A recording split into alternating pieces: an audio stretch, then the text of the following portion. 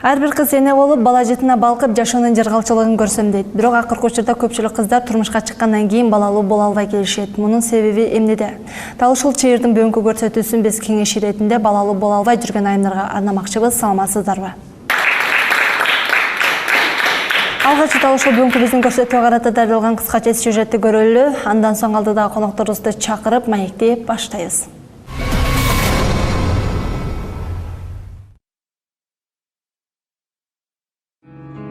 Учурда бала жетине зар болуп төрөй албай жүргөн айымдардын саны күн санап өсүүдө. Алардын бирин Малика толуктайт. Турмушка чыкканына бир топ жыл болсо да балалуу болуунун айласын издеп келет. Мен турмушка чыкканыма 4 жыл болду. 4 жылдан бери балалуу болбой атам. Айылда барбаган жерибиз калбады. Молдолорго бардык, бары жокко бардык. Көрүнүп, ошондуктан андан кийин ошол жаш кезимде ата-энем көрсөтпөгөн же өзүм да кызыкпагамдым деп ойлонгон эмесмин, жаштык кылып ошо жүрө бергем. Ал эми Калча апа менен маек курганыбызда мурдагы кезде төрөй албай жатам деген айымдардын саны жокко эсе болчу дейт. Ал тургай азыркыда гинеколог акушерлерге кайрылышчу эмес экен. Акушерге деп мындай доктурлар кайрылыш болгон эмес.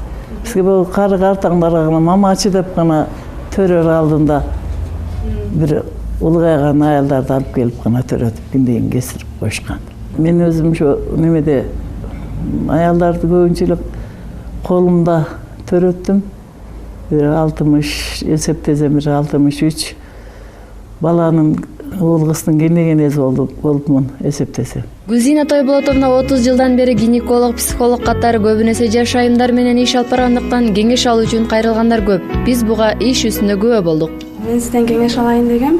Турмушка чыкканда көп кыздар төрөй алышпайт. Ошол жөнүндө маалымат айтып бересизби? Келгениң абдан жакшы болуп тур балам. Себеби дегенде илгеркидей турмушка чыккандан кийин кайрылбастан уже кичинекей кезден эле мына сен студенткасың. Студенттерди биз окуу жайына келген күндөн баштап карап баштайбыз. Анда да мен кечирак деп ойлойм да. Буйруп сен турмушка чыгып кыздуу болсоң, кызыңды төрөгөндөн баштап көрсөтүп башташың керек. Акыркы күндөрдө азыр төрөгөн аялдар абдан көп. Ошон үчүн сенин келгениң жакшы. Эмне кылышың керек? Биринчиден бүт ден соолугуңду текшертишиң керек. Бир эле ден соолугуңду текшертпестен эртеңки күндө чыга турган, турмушка чыга турган жигитиңди да консультацияга алып келишиң керек. Ал да консультация алыш керек. Чогуу текшерилип, бир эле жыныс жактан эле болбойт. Жүрөктү да текшертиш керек. Каныңдын аз көптүгүн, мына биздин Кыргызстан боюнча кан астуулар аз. Каның аз болгондон кийин ал дагы кош бойлууга таасирин тийгизет. Бөйрөк кандай иштейт, жүрөк кандай иштейт деги эле 12 мүчөңдүн баарын текшертип көрүшүң керек. Андыктан биз дагы Гүлзина айымга бир нече суроо узаттык. Айымдар турмушка чыккан соң төрөбөй калбаш үчүн алдын ала кандай кеңеш бересиз деген сурообузга төмөнкүчө жооп алдык. Кеңеш берерим, ден соолукту ошо баланы кичинекейинен караш керек. Кичинекей кыз если сескенип калса, кантип эле ушу кичинекей кыз ооройт эле гинекологический деген чоң суроо бар да биздин аялдарда. Жада калса, мына мен студенттердин бейтапканасында иштеп атып, кыздар жашынып келишет мага приемго. Апам айтпаңыз, сизге келгенимди, жакшынакай эле. Проблемам болуп атат деп. Апасы угуп калса, ай, сен эмнеге бардың гинекологго, соосуңбу, эмне болуп баратасың деген түшүнүксүз суроолор берилип калат да. Анан энесин алып келип кеңеш берсең, ойлонуп калат. Биздин убакта, сиздин убакта 20-кылым болчу дейм. Биздин убакта уже 21-кылым деп. Калча эне өзүнүн ыкмасы менен төрөй албай жүргөн айымдарга жардам берип келет. Алардын айрымдарын айтып өттү. Эскичилик боюнча жанагы өрмө кара деген болот. Чачка окшогон. Ушу менен дары кеңеш беремин. Аны мындай сыры кетпеген чайнекке кайнатып, маваткант деген болот, аны салып, анан суурдун майы менен сүртүнүп лечение кылгыла деп кеңеш берем. Ошондон төрөгөндөр бар. Жок эмес. Анан ашкабакка була деген. Ашкабакты дагы мындай чоктун үстүнө коюп, өзүнүн денесин зыян келбей турган кылып, ашкабак ысып туруп буу чыгат да, ошонун үстүнө отуруп, ошо неме жагынан бууланат. Ошонун да немелер жана суук тийип, немелери бири-бирине жармашып калган болсо, ажырап ушунан да төрөгөндөр бар. Малика айыл жеринен шаарга келип дарыланып жаткан соң үмүтү чоң экенин билдирди. Ал гана эмес, өзү сыяктуу төрөй албай жүргөн айымдарга кеп кеңешин берип өттү. Жалал Абадтан келдим, Аксы районунан. Анан бул жактабы жакшы эле диагноз чыгарышып атат. Кудай буйруса болот. Мен өзүм да көңүлүм ток. Ушул жактан боюмда болуп, айылга эме сүйүнчө айтып барсам деген ойдомун. Айрым учурда боюман тез түшө берет. Ошонун себебинен балалуу боло албай жатам деген айымдарга Гүлзин айым төмөнкүдөй жооп берди. Ымыракайды билесиңер, эмнеден пайда болот? Баягы уруктангандан кийин ал кип кичинекей да. Анын баягы сактана турган жатындагы функциялар азыраак болот дагы кичинекей эле кезде. Эгер кичинекей кезинде бир 3-4 жумалык болуп боюнан түшүп калса, анда эмбриогенез бузулду деп айтабыз. Ал эмне деген эмбриогенез? Баланын түйүлдүгү жакшы түйүлбөй калды. Бала жакшынакай болуп түйүлүш үчүн 3 айында органогенез деп коет, дененин пайда болушу бүтөт 3 айында. Если 3 айдан өтүп кетип бойдон түшүп калса, анда уже балага тамак аштын, тамак затын жетишпей калгандыгы болуп эсептелет. Мен өзүм жаштарыма айтам, жарым жыл чогуу жашадыңбы, болбоду, жүгүр, келишиң керек. Турмушка чыгара алдында келип көрүнүшүң керек деп. Мен ошону мен сыймыктанам. Менин студенттерим турмушка чыгарды эле келип кеңеш алышат.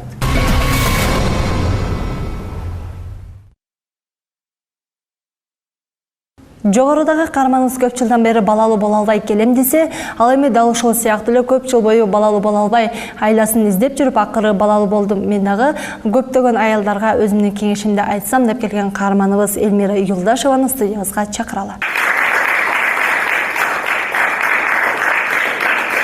Жогоруда биздин Малика аттуу каарманыбыз көп жылдан бери 4 жыл болсо дагы мен балалуу боло албай атам деп атпайбы? Мына ушундай сыяктуу гана окуя сиздин да башыңыздан өткөн экен. Көп жылдар бою балалуу боло албай анан болдум дедиңиз. Мына ушул жөнүндө айтып өтсөңүз. Турмушка чыккандан кийин биринчи баламды көргөнмүн. Андан кийин уже көп убакыт бою бала көрбөдүм негизинен. Көрбөй, бирок дарыгер айымдарга кайрылдым, мейирман айымдарга кайрылып, гинекологторго. Алар эми суук тийген деп эме кылышты, бирок суук тийгенде ошол аялдын өзүнүн бир жатында бир оору болот экен, эрозия деген. Ошо эрозия деген оору менен ооруп калыптырсыз деп айткан. Рактын башталышы деген өзүмө да көрсөтүшкөн. Мен жаңы келген аппараттар менен текшерилген болчумун. Мен андан кийин аябай көп ойлонуп, ары ойлонуп, бери ойлонуп, анан корктум аябай коркуп, эмне болот эми ушунда өлүп каламбы депчи. Эми ар кандай болот экенсиң да анан. Андан кийин кайра ары ойлонуп, бери ойлонуп дарыландым, бирок таасир эткен жок. Укол алдым, мисалы, алардын аты эсимде жок, бирок кайсы дарыларды алганым, бирок алганмын да, ошондочу. Анан эч кандай дарыдан да бир натыйжа көрбөдүм. Анан уже беттериме дак түшө баштады. Эрозия болгондо так түшөт, белиң ооруйт да. Кадимкидей көңүлүң айланат, маршрутка чыга албай каласың. Кыскасы, жарым жан болуп каласың да, жатып каласың, уже өчүшүп кеткен болчу меники. Андан кийин ары ойлонуп, бери ойлонуп, анан бир таанышым айтып калды. Ошондой бир исламдан келип чыккан хижама, сүйлөк койдуруу. Мисалы, азыр сүйлөк койдуруу геродотерапия деп медицинага кирип калды. Ал маалдарда жакшы мындай өнүгө элек болчу биздин Бишкектечи. Анан хижама кылса кылдырайын деп, анан азыр Шпанур деп аталып калды. Барып, анан дарыландым. Дарыланып бүткөндөн кийин эле где-то бир 2 ай 3 айдын аралыгында натыйжасы көрүндү. 2 ай деп деле айтсам туурараак болот да, натыйжасы көрүнүп калды уже. Уже балалуу болуп. Туралдагы айымдардын көпчүлүгү дароо дарыгерге кайрылаары бул ачык көрүнүш. Андыктан дарыгерлер дагы бүгүнкү биздин көрсөтүүбүзгө келген, өз кеңешин айтуу үчүн андыктан студиябызга студенттик бейтапкананын жогорку категориядагы акушер-гинекологу Айнура Ибраеваны, ошондой эле Шипанур дарылоо борборунун мейирман айымы Назгүл Токтомушеваны студиябызга чакыралы.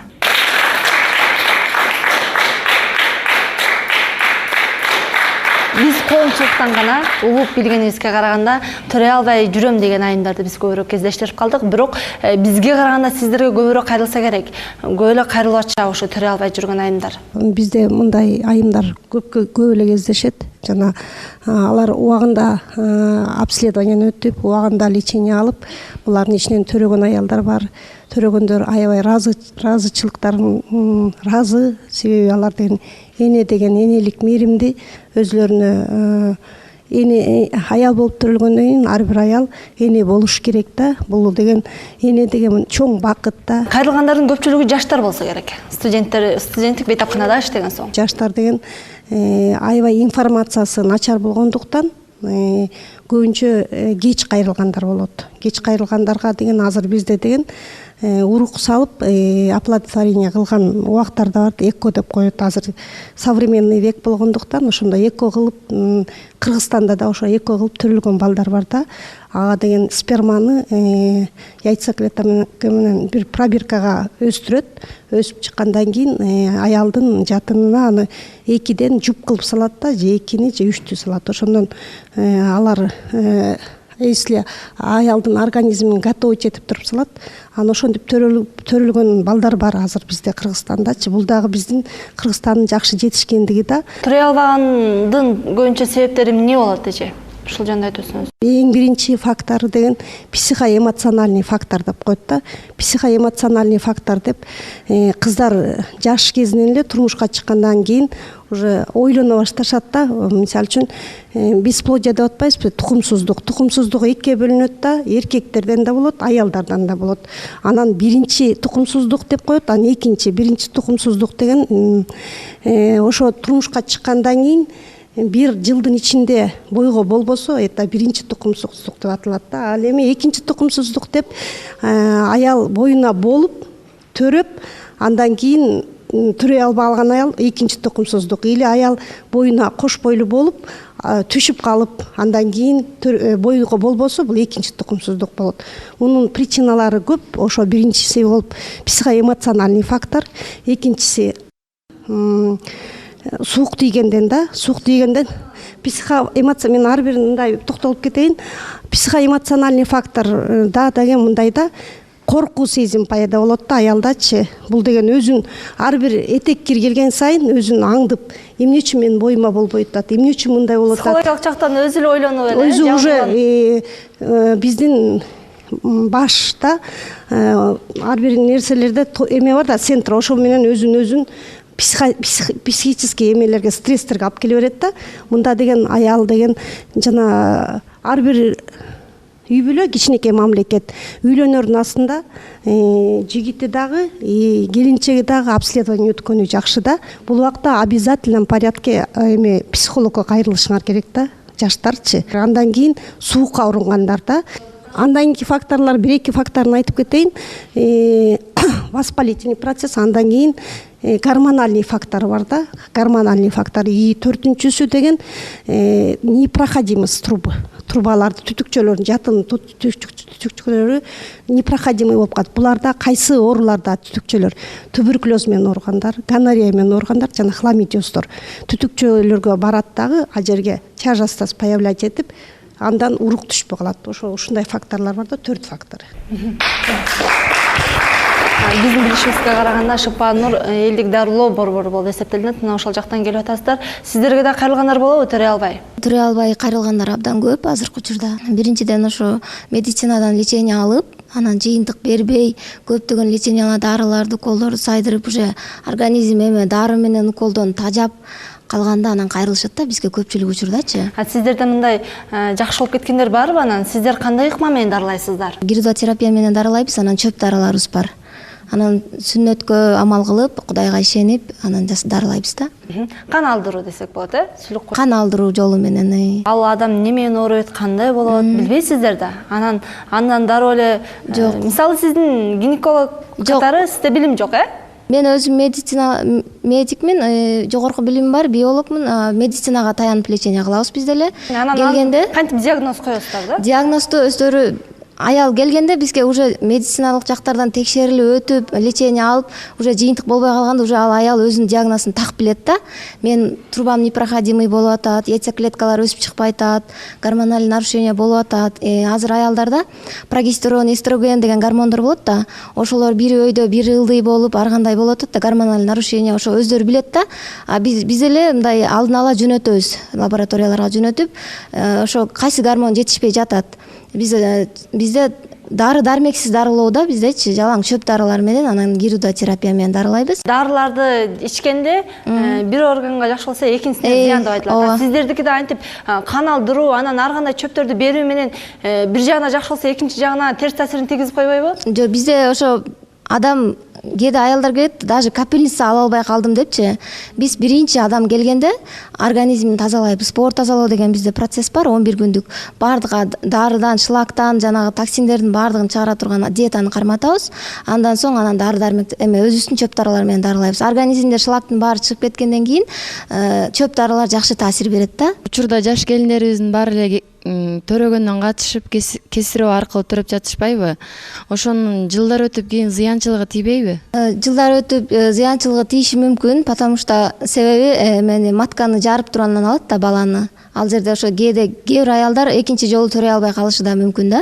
Кайра экинчисин дагы кайра кесарево менен төрөшкө туура келет да. Мисалы үчүн шейка матка ачылбай калса, жатындын оозу ачылбай калса, толго убак менен келбесе, бала страдать этсе, ар кандай жана нефропатия деп коет, шишик пайда болуп, давление болсо, ошондой показаниялар менен болот да. Негизи кесарево болгон аял 3 жылга чейин төрөбөш керек. Бизде бүгүнкү күндө деген психологический жана дагы суук тийген сыяктуу дагы көпчүлүк себептерин айтып өттүңүздөр да. Көпчүлүгү айтып калышат, бул аба ылгагандыктан деп дагычы. Себеби дегенде айылдын абасы жакпай калгандыр, шаардын абасы жакпай калгандыр, балким чет өлкөнүн абасы жакпай калгандыр депчи. Ушунун дагы балага таасири барбы? Жана үй бүлөдө жубайлардын ортосунда үй бүлөлүк абалында нарсенин бул дүйнөгө келбей калышына таасири тиеби? Бизге ар бир студент келгенде биз профосмотр жүргүзөбүз. Ошо профосмотрдан аба алмашууда этек кирдин бузулушу болушу мүмкүн да, бузулушу убагында келбей калышы мүмкүн. Анан ал адаптация болгондон кийин ал ошо шаарга же болбосо башка жерге адаптация болгондон регулировать эттеребиз да. Аны убагында бардык нерсени убагында алып келсе, бардыгы эле убагында чечиле турган нерселер да. А балалуу болбошуна, ошо климаттын өзгөрүлүшү болушу мүмкүн эмес, андай таасир жок да. Ал эми бүгүнкү биздин көрсөтүүгө карата дин өкүлдөрү кандай дейт, убакыттын жүрүшүндө көрөбүз.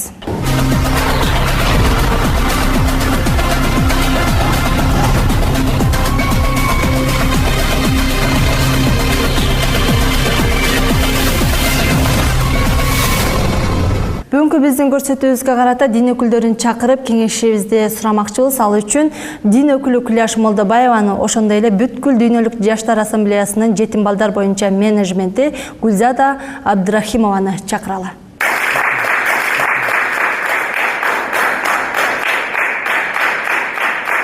Эң негизгиси бир балалуу боло албай атам дегенде бизде дарыгерлерге кайрылышат. Анан айрым буга чейинки бир алган маалыматыбызга караганда айрым бир жазылган дарыларда курамында чочконун майы деген сыяктуу бир айрым бир жаныбарлардын бир курамындагы бир нерселер кошулат экен. Ошону биз ичсек арам болуп калбайбы деп бир коркуп ичпей жүргөндөр да бар экен. Бирок жашоонун талабы боюнча балалуу болуш керек болот. Бул учурда эмне кылыш керек? Дин исламда харам эч качан шифа болбойт.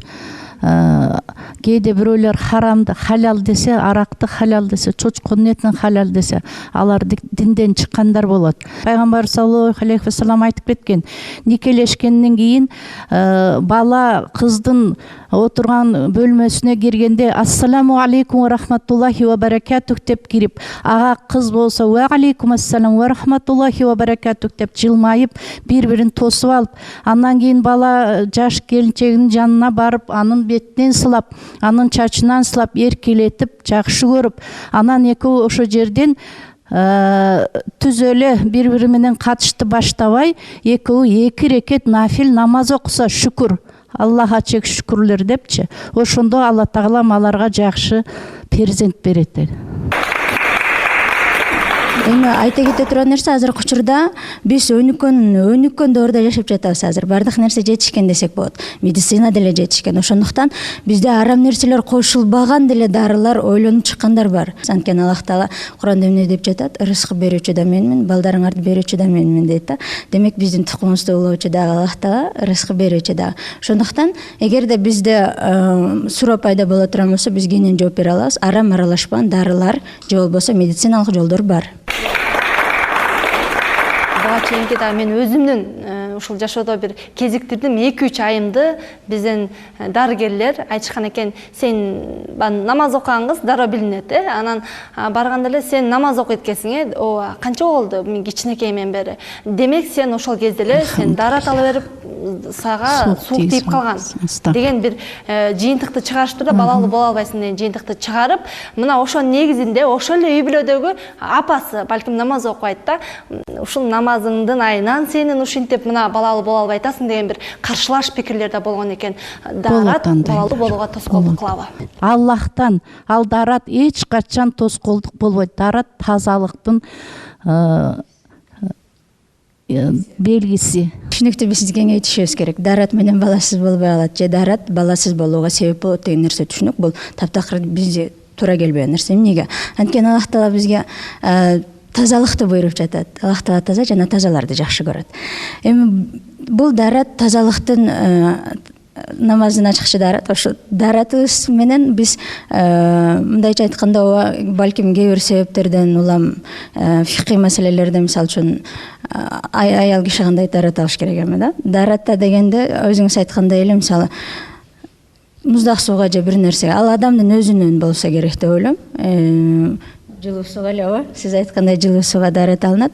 Негизинен эми тоскоол болбойт болсо керек. Ал себеп боло албайт. Азыркы учурда төрөбөгөн аял көп балалуу болгон аялдын шумун же көйнөгүн кийсе балалуу болот дейт. Ошого кандай көз карайсыз? Ал болсо ширк, Алладан башка нерсеге ишенип, ошо көп төрөгөн аялдын бир кийимин урдап алып, ушундай бир эмелер бар. Же болсо жана Сулайман тоо, же болсо тиги Манас атанын күмбөзүнө барып, же болсо Түркүстанга барып, мага перзент бер деп ыйлап жүргөн бул ширк болот. Алла Таалам аларды туура көрбөйт андайларды. Аллахтан сураш керек. Намаз 5 мал намазда 5 жолу ыйлап Аллахтан перзент сураса, Алла Таалам берүүчү. Кур'ан-ы Керимдин аяттары бар. Атайын ошолорду үйрөнүп алсаңар жакшы болот. Маселен Соффат сүрөсүндө 100 аятта Робби хабли минас солихин дейт. О Аллахым, о жаратуучу, мага солих перзенттерден бер дейт. Жана дагы бир аят бар, көп аяттар бар. Маселен жанагы Али Имрон сүрөсүндөгү 38 аятта дагы ошондой сураныч бар да. Робби хабли милладунка зуррияттан тойиба иннака самиуд дуа деген. Ушул сүрөнү үйрөнүп алсаңар, алар анын котормосу о Аллах, о менин жаратуучум, мага сонун таза имандуу зуррият тукум бер, себеби сен эненин дубасын угучусуң деп сураныш керек да. Ушул эзетен мына кичинекей кезинде эле жаш бала студенттин кезинде деле мисалы клубтарга барат да, ар кайсы нерселерди ичип, кыз деле ошондой себептер болуп калабы деги эле ушул балалуу болот. Ар кайсы кыздарга барып, ар кайсылар менен жатып жүрүп, анан өзү оорулуу болуп алып, анан кийин келинчегин дагы ошо ооргуну кайра жугуштурат да, баары бирчи. Жугускандан ал келинчеги убагында лечение кылбай, ал жаш эчтеке билбейт, энесине айтпайт, кайненесине айтпайт. Мунун баары деген ошо кайнене, эне менен бардыгы взаимосвязаны да. Мен эженин айтканына толук кошулам. Ошондой болушу мүмкүн. Анан ошол жаман жолдордо жүргөндө жин шайтан деген бар. Ошондойлор илешип калышы мүмкүн адамгачы. Жин шайтан кирип алса, адам ошондой жолдорго барышы мүмкүн да. Эгер андай жактарга барбай адам таза жүрсө, албетте баары жакшы болот. Жакшы, сизге да суроо атайын. Кээ бир айымдарды таптакыр төрөбөйсүң деген бир жыйынтыктарды чыгарып коюшат экен. Бул учур кандай учур? Мен бирөөсүн укканыма караганда детская матка. Аракет кылса берекет дейт да. Мисалы үчүнчү, вот жаш кезиңде мына мен айтып атам го, бул кыздар деле, балдар деле түшүнүктөрү барбы, жокпу? Негизи этеккир дегенчи 13-14 жаштан келе баштаса, андан кийин 18ге чейин 18 жаштан баштап убагы менен ай сайын келсе, айызы да этеккир келип турса, ал аял төрөйт. Матка деген өзөт. Эгер аял деген ошо 13-14 жашынан баштап кыз балачы, балака жашка келгенден кийин энеси ошону регулировать этиш керек да. Келип атабы этеккириң деп сураш керек ар бир энечи. Ал 3 айда, 1 жылда бир келсе, матка өспөй калат да. Таптакыр төрөбөсүң деп койгон себеп детский матканы деген, мисалы үчүн, аны деген убагында өстүрбөгөн үчүн энеси күнөөлүү да алчы. Энеси доктурга алып барбаган үчүн күнөөлүү. Ошол мен ооруп жүргөн убакта дарыгерге барган маалда мен менен кошо бир очередте туруп калдык. Анан сүйлөшүп калдык. Анан сизге эмне деген диагноз коюп атат десем, мен балалуу болбой атам. Эмне деген диагноз койду десем, күйөөм менен үйлөнө электен мурун күйөөм ошол жаман кыздарга барган экен, ошо сойку кыздарга барып жүрүп, инфекция жугузуп алган экен дейт.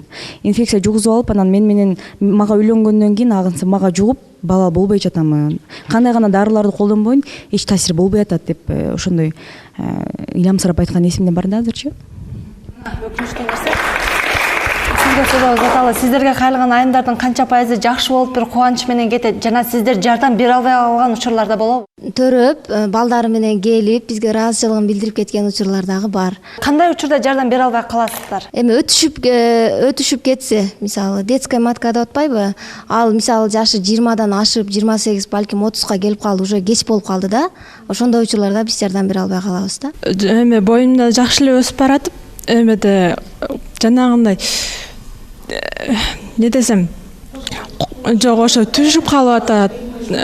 Ал эмне себептен болот? Привычный невынашивание деп коет да. Мисалы үчүн биринчиң боюңан түшүп калса, андан кийинкиңде деген жакшы лечение кылып эметсең, ал түшпөш керек да. А эгер лечение кылбай туруп кайра боюңа болтуруп алсаң, шейкадагы жана кармай турган жери эметип калып, убагында эле бир убакта түшө берет да. Мисалы үчүн 22 неделда привычный невынашивание деп коет. Бул убакта деген эгер ал аял билими күчтүүрөөк болуп, дарыгер менен контактта болсо, ал ошо срокко келгенде жатындын оозуна насечка жасап коет да. Насечка жасап коюп, төрөргө аз калганда аны кесип туруп төрөтөт.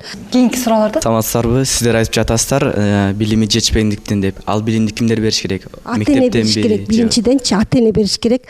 Андан кийин мектепте. Вот мектепте дагы ушундай бир эме ачылса болмок да. Вот этек кир качандан баштап келе баштайт. Этек кир келгенде кандай жуунуш керек. Вот жанакыларда айтылып кетти го, дары аталгандагы причинасы барбы деп. Дары аталганда мустак суу менен айыл жериндеги мустак суу, удобствосы жок жерден 5 конца мустак суу менен жууна берсең, суу корунасың да. Анан кийин суу корунганда убагында лечение кылбай койгондон тукумсуздук болушу мүмкүн да. Дары сиз айтып жатасыз, кошумча уруктандыруу депчи. Ал эми сиз дин өкүлү экенсиз, экөөңүздөр чечишип алсаңыздар. Эгер ошо кошумча уруктук боло турган болсо, ал башка бирөөнүн уругу. Экөөнүн ортосунда кандай? Биринчи лечение алышат, андан кийин эркек, если эркектин тукум эмеси, спермасы активный болсо, күйөөсүнүкүн эле салат. А эгер күйөөсү согласие берип, если аныкы активный болбосо, ал бул закондоштурулган да. А жерден өзүлөрү башка бирөөнүкүн салдырганга күйөөсү уруксат берсе, закондуу түрдө бүт бардыгычы. Жок, дин исламда андай башка эркектин уругун башка аялга салып, анын атасы башка болгондо болбой калат да. Ал башка баланын башкадан төрөлгөн бала болуп атпайбы? Харам болот. Эгерде уруксат берилген шариатта дагы, эгерде ушундай жолдорун издейсиз да, себеп издейт адам баласы. Себептерин издеп, ошол себепке такала турган болсок, шариат уруксат берет. Алымдардын да тартышуулары бар. Шариат уруксат берет, эгерде ал өзүнүн никесинде күйөөсүнүкү болгон болсо. Өзүнүн никесинде күйөөсү жана уругу болсо, башка бирөөнүкүнө уруксат берилбейт. Мунун үчүн кененирээк дагы фатва бөлүмүнөн сурасаңар болот. Азыр биздин өзүбүздүн эле бир үй бүлөдө болгон окуя да. Экөө турмуш курду, бирок дин менен жашабайт. Анан келди дагы жанакы экөөнү текшерсе, экөөнү тең силер болду төрөбөйсүңөр, ажырашкыла, башка болгула деди. Ал экөө бири-бирин жакшы көрөт экен, сүйүп эле бири-бирин жашап жүрдү. Бирок акырында динге келди да, намаз окуп, бири-бирине дуа кылып кылды эле, 10 жыл дегенде балалуу болушту да. 20-кылымдан башталды же 21-кылымдан башталды тукумсуздук канча процентке, пайызга көбөйдү? Мен да бир ооз казыр айтып коеюн, тукумсуздук бул адамзат жаралгандан баштап эле келатат. Ал эч качан токтобойт. Алла Таалам каалаганына кыз берет. Негизи пайгамбарыбыз саллаллаху алейхи вассалам айткан, адамдар 4 тайпага бөлүнөт дейт. Биринчилерине жалаң эркек берилет дейт. Биринчи, экинчисине жалаң кыз, үчүнчүсүнө эркек менен кыз, төртүнчүсүнө такыр тукумсуз калат деген хадистери бар да. Ошого караганда бул ар дайым адамзат келаткандан берки маселе, проблема. Ал бирок азыркы учурда, азыркы заманбап учурунда өтө көбөйүп кетти. Азыр акыркы маалыматтар боюнча дүйнө жүзүнүн ар бир 7-чү үй бүлө баласыз калып атыр. Ар бир 7-чү үй бүлө. Дал ушул бүгүнкү биздин темага карата да коомчулуктан келген суроолорго бүгүнкү биздин коноктордон жооп алалы. Алгачкы суроо. Микрофон сизде экен, сизге бере берели. Менин боюмда болсо эле кайра түшүп кала берет. Эмне кылсам болот? Эч бир балалуу боло албай койдук. Кандай кеңештерди айтасыз? Боюна болуш үчүн мен айтпадымбы, обязательном порядке этек келип токтогондон баштап ала сөзсүз дарыгерге барып, ошо исмико-cerвикальный недостаточность бекен же воспалениеси бар бекен, точно причинасын выяснять этип, дарыланып туруп, андан кийин боюна болсо сөзсүз ал сакталып, кош бойлуу доношный ребенок төрөп туруп, жүзү жарык эле болот. Просто убагында кайрылбай атат болуш керек. Анан кийин бул жигит айтып кетти го проценти депчи. Тукумсуздуктун проценти деген аялдарда 45%, эркектерде 40% да азыркы боюнчачы. Өзүбүз эле дарыканага барып, дары сатып алып ичсек болобу? Кандай дарыларды ичсек болот дейт. Диагноз коюлбай туруп, өзү аптекага барып, өзү билип ичкен эң туура эмес да. Биринчи сөзсүз түрдө деген дарыгерге барып, анамнезин чогултуп, андан кийин обследованияны өтүп, андан кийин диагнозу уточнить этилгенден кийин дарыгердин берген дарысы менен ичиш керек. Гинекологдордун жазып берген дарыларын алуу үчүн өтө көп акча кетет. Айрым учурда каражатыбызда жетишпей кетет. Сиздерден дарылануу үчүн канча каражат кетет? Дарыларыбыз андай кымбат эмес. Аптеканыкындай чөнтөккө мындай чак келе турган эле баада 6000ден 8000, 10000ге чейин эле кетет да. Если бул мурун медицинадан жыйынтык болбой анан келген болсочу, эгер жаңы эле башталып, оорулар жаңы эле башталган болсо, анда 5000ге чейин эле акча кетет. Менин жеңемди дарыгерлер төрөбү, төрөсөң балаң же өзүң аман калбайсың деп коюшкан. Жеңем төрөгөндөн коркуп төрөбөй жүрөт. Ушинтип жыйынтык чыгарып койсо туурабы дейт. Астагфиралла. Туура эмес, ал Аллахка биринчи, Аллахка мажбур, биринчи Аллахка муктаж. Аллахтан жардам сурап, Аллахка тобокел кылып, Аллахтан үмүт этип, татнакай төрөп төрөсө болот. Ал коркунуч шайтандан. Учурда жаш кыздардын көпчүлүгү ачык кийинишет эмеспи? Төрөбөй калуунун себептеринин бири ушул эмеспи? Бизден мусулман болгондуктан кийин кайрылган болобуз, бул Куран, сүннөткө кайрылабыз. Ошондуктан Аллах Таала бизге буйруду, демек ошол нерсе бизге пайдалуу. Демек Аллах Таала эмнеден тыйды, ал бизге зыяндуу. Ал деле себептердин бири болушу мүмкүн. Жана жогоруда суроого кошула кете турган болсом, Аллах Тааладан деп билебиз ооба, бирок деген медицина ошону ошондой деп чыгарып берген болсо чечимди. Балалуу болсоң сен өлөсүң же жашооңа коркунуч келе турган бул жагдайларда, мисалы үчүн медицина ошону чыгарып берди, ошондой чечимди. Демек анда ал болбош керек да. Мисалы үчүн кээ бир учурлар кезде кээ бир учурларда албетте кээ бир учурларда кездешет. Мисалы үчүн баласы боюнда болуп, эгерде баланы төрөй турган болсо, эненин ден соолугуна зыян келе турган болсо, баланы алдырууга уруксат берилет. Негизи боюнан алдыруу баланы адамды өлтүргөнгө барабар да шариятта, туурабы? Ошондуктан медицина ошону чыгарып берип атат, ошондой чечимди чыгарып берди, демек ал ошондо уруксат берилет. Бул жерде балалуу болуу сүннөт амал болуп эсептелинет. Үй бүлө куруу Аллахтын буйругу менен үй бүлө курасыз, Аллах каалаган болсо бир күн берет да. Сиз кандай кеңеш айтат элеңиз? Элдик дарыгерге барып дарыланган ыңгайлуу бекен же мамлекеттик гинеколог акушерлерге барганбы? Гинеколог акушеркалар деле окуган, алар делечи. Алар деле окуган. Алар дагы жакшы совет берген учурлар болот негизи. Көптөгөн мисалы жакшы билим алган болсо, өзү окуп бүтүргөн болсо, диплом сатып албаган болсо, мисалы өзүнүн кылган ишине талабына жооп бере турган болсо, барып ишенген жакшы. Бирок андайларды табыш кичине кыйыныраак болуп калды да. Мен ойлойт элем, негизи исламдан келип чыккан медицина менен дагы, хижама менен, мисалы кан алдыруу аркылуу дагы дарыланса болот экен. Мен өзүм натыйжасын көргөн үчүн өзүмө ишенип айта алам да. Айрым учурда ушул биздин гинеколог акушерлер төрөбөйсүң деп чыгарып койгон айым төрөп калат. Бул учурда кандай болуп калат? Мектеп окуучуларынын көпчүлүгү аборт кылдырып коет эмеспи? Мына ошону аборт кылдырып койгондон кийинки жашоосунда тукумсуздукка алып келиши мүмкүнбү? Эң биринчи негизи аял кош бойлуу болгондо, биринчисин аборт кылдырып койгондо 10%, 100 кишиден 10% төрөбөй калышы ыктымал да. Төрөт вообще эмеден материнстводон лишать этилип калышы мүмкүн да. Эң туура эмес да.